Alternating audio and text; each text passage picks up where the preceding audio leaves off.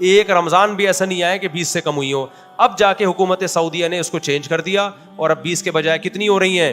10 سال. تو اب اہل حدیث حوالہ دیتے ہیں, دیکھو حرم والوں کو قرآن و سنت کو فالو کر رہے ہیں. ہم کہتے ہیں بھائی 1400 سال کا حرم وہ ہمارے لیے ایکسیپٹیبل ہے, آج کے حرم میں غلطی ہو سکتی ہے. یا تو 1400 سال کو غلط بولو یا آج کو غلط بولو. سمجھتا نہیں ہے نا بات کو, جب نہیں پڑھے گا رات کو تو نہیں سمجھے گا بات کو. تو غامدی صاحب تو تراویح کی شریح سے منکر ہیں. اور کمال کی بات, ایک تراویح کے بارے میں ایک بڑی خاندانی بات میں اکثر یہ بھی کرتا ہوں, جس کو ہمارے جو اہل حدیث حضرات ہیں وہ بالکل ہی بعض لوگ غلط جواب دیتے ہیں. اسلاف نے اس کو تراویح کا نام دیا ہے, میں نے نہیں دیا. مصنف ابن ابی شیبہ میں روایت ہے کہ جو رمضان میں جماعت کے ساتھ نماز پڑھی جاتی تھی, اسلاف نے اس کو نام کیا دیا؟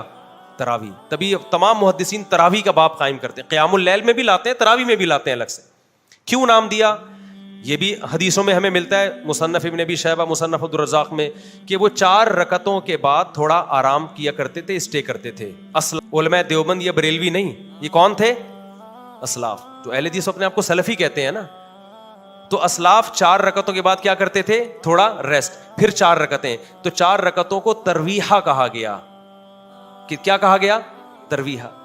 تراویح جمع اقصا ہے, بہت سارے ترویح ہے, اس کو تراویح کی نماز کہا جاتا ہے نا. تو بہت ساری 4 رکعتیں, 8 رکعتیں تو 2 4 رکعتیں, اس پہ تو جمع کا اطلاق نہیں ہوتا. عربی میں جمع کے لیے کم از کم 3 افراد چاہیے, پلورل